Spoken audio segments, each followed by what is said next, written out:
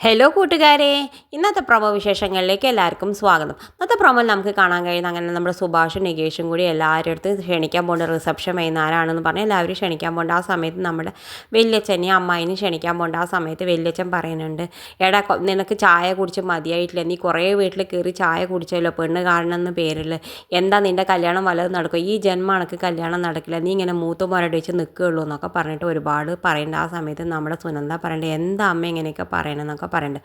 പിന്നെ കാണിക്കണം നമ്മുടെ സുധീഷ് നിധിയും കൂടി വന്നുകൊണ്ടിരിക്കുകയാണ്.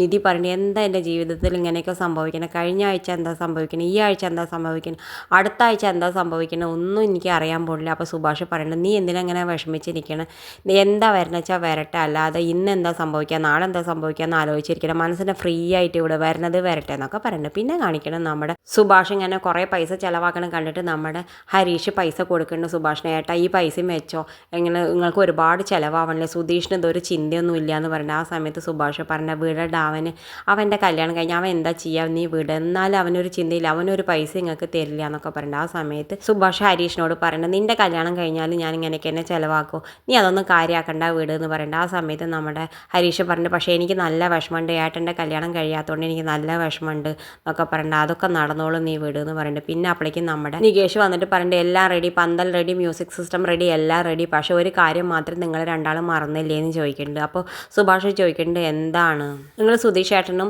ഏടത്തിയമ്മയ്ക്കും ഡ്രസ്സ് വാങ്ങിയില്ല എന്നൊക്കെ പറഞ്ഞിട്ട്, അയ്യോ അവർക്ക് അത് മാത്രം മറന്നില്ലേ, അപ്പോൾ വേഗം പൈസ എടുത്തിട്ട് സുഭാഷ് പറയുന്നുണ്ട്, എന്നാൽ നിങ്ങൾ പോയി വാങ്ങിയിട്ട് വരും, ഡ്രസ്സൊക്കെ വാങ്ങിയിട്ട് വരും പറഞ്ഞിട്ട് പിന്നെയും സുഭാഷ് പൈസ എടുത്ത് കൊടുക്കുന്നുണ്ട്.